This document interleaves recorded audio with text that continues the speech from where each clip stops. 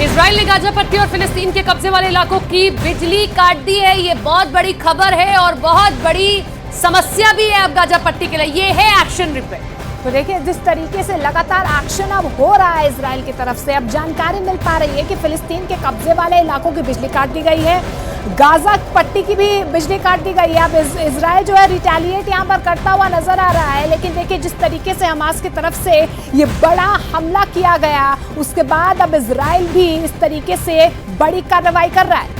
सभी के जहन में यह सवाल था कि अगर गाजा पट्टी से इस तरीके से मिसाइलें दागी गई हैं तो अब जवाबी कार्रवाई इजराइल की ओर से क्या होगी। तो देखिए ये है जवाबी कार्रवाई इजराइल की ओर से।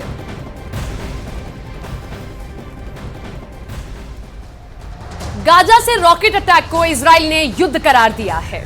यूक्रेन युद्ध अभी चल ही रहा है कि इस बीच इजराइल और फिलिस्तीन के बीच के युद्ध अब खौल उठा है। क्या गाजा से भड़की बारूद की ये बरसात तीसरे विश्व युद्ध के शुरू होने के संकेत तो नहीं दे रही है? क्योंकि इजराइल ने हिसाब बराबर करने का प्रण ले लिया है। इजराइल कैसे युद्ध बदला लेता है इसे दुनिया जानती है, इसे दुनिया अनजान नहीं है। इस तनातनी ने तीसरे विश्व युद्ध के शुरुआत का सिग्नल जरूर दे दिया है।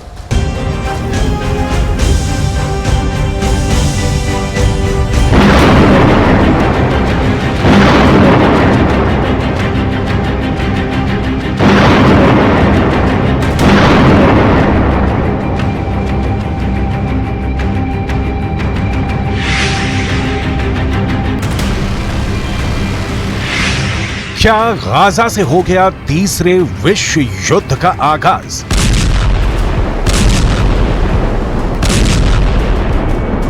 गाजा बनने वाला है तीसरे विश्व युद्ध का एपी सेंटर। क्या गाजा से भड़की बारूद की ये बरसात तीसरे विश्व युद्ध के शुरू होने का संकेत है?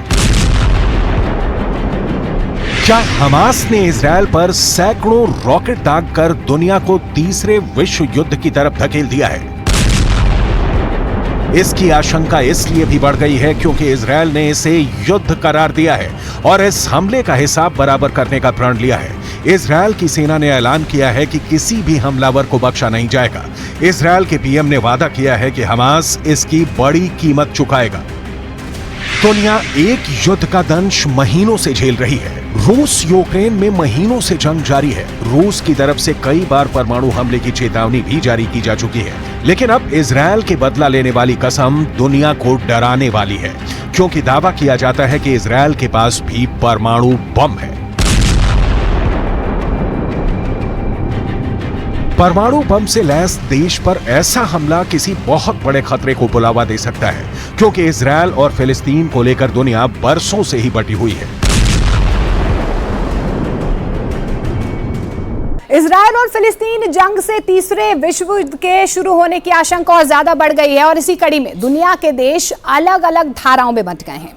इजराइल और फिलिस्तीन जंग को लेकर दुनिया जहां पर दो खेमे में बंट गई है, तो वहीं एक खेमा ऐसा भी है जो किसी के भी साथ नहीं है।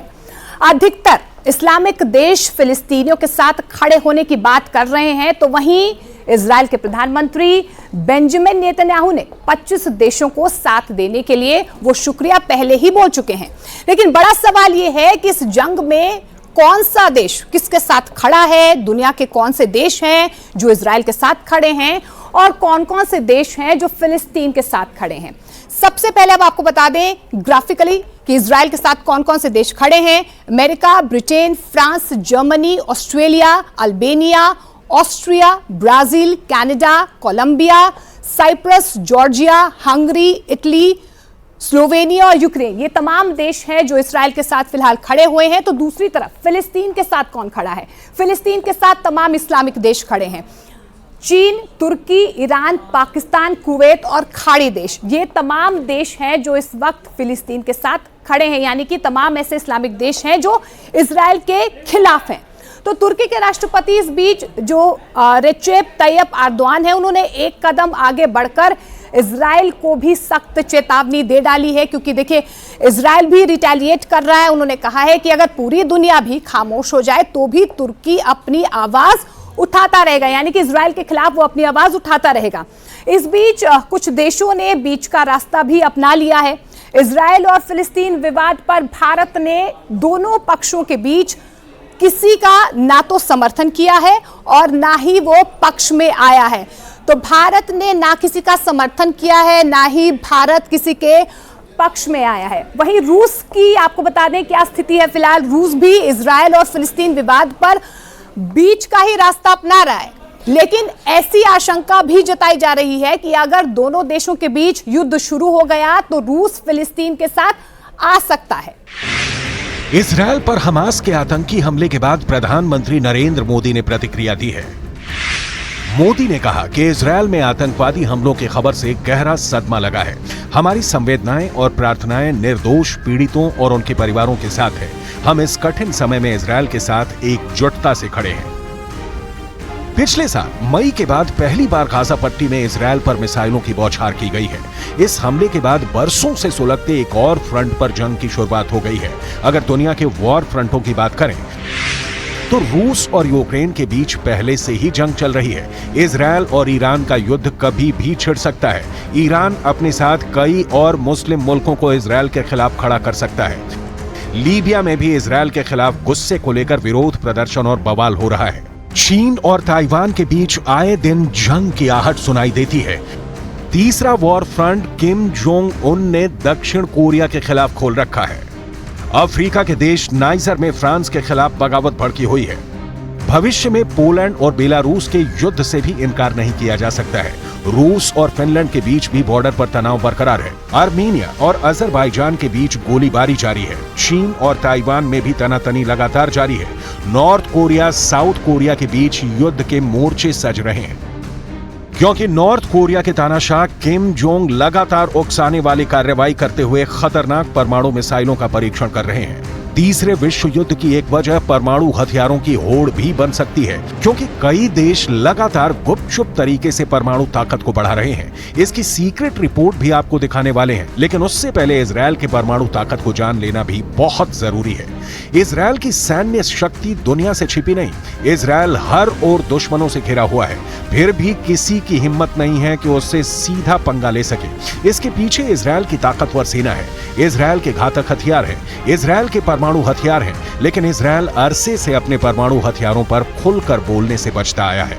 लेकिन खुफिया रिपोर्ट बताती है कि इजरायल 1950 से गुप्त रूप से परमाणु हथियार बनाने में लगा था। दुनिया से छिप छिप कर परमाणु बम बनाने में लगा था। 29 साल बाद उसे तब कामयाबी मिली जब 22 सितंबर 1979 को रहस्यमयी परमाणु परीक्षण किया।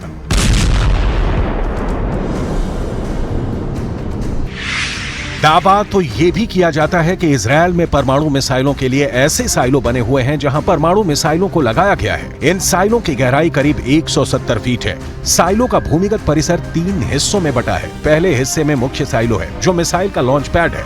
यहीं परमाणु बम से लैस मिसाइलें भी रखी जाएंगी।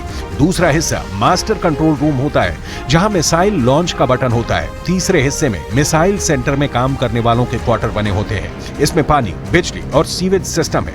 पूरे भूमिगत परिसर को परमाणु हमले का सामना करने के लिए भी डिजाइन किया गया है। दावे के मुताबिक आज की तारीख में इजरायल के शांत रेगिस्तान में नेगेव परमाणु रिसर्च सेंटर है, जहां ताकतवर हथियार बनाने का काम किया जाता है। Stockholm International Peace Research Institute के मुताबिक इजरायल के पास करीब 90 परमाणु हथियारों का जखीरा है, लेकिन इजरायल ने कभी भी खुद को परमाणु हथियारों से संपन्न देश नहीं बताया है। लेकिन इशारों ही इशारों में अपनी परमाणु ताकत की धौंस दुनिया को दिखाते आया है। लेकिन इससे भी इनकार नहीं किया जा सकता कि इजरायल पर इस वक्त 2 तरफ से हमले का डर है। पहला है फिलिस्तीन, जिससे दे दनादन हमले शुरू हो गए हैं। वहीं दूसरा देश ईरान है, जिसने इजरायल को कई बार वीडियो जारी कर धमका चुका है।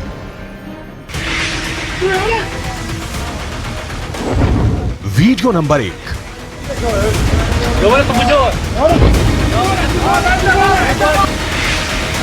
Video number 2।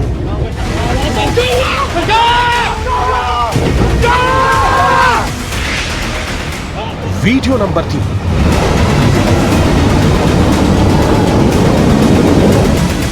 ये 3 वीडियो तो बस बानगी है। ईरान इजरायल में खौफ भरने के लिए ऐसे कई वीडियो रिलीज कर चुका है। ये वीडियो इजरायल के लिए किसी चेतावनी से कम नहीं।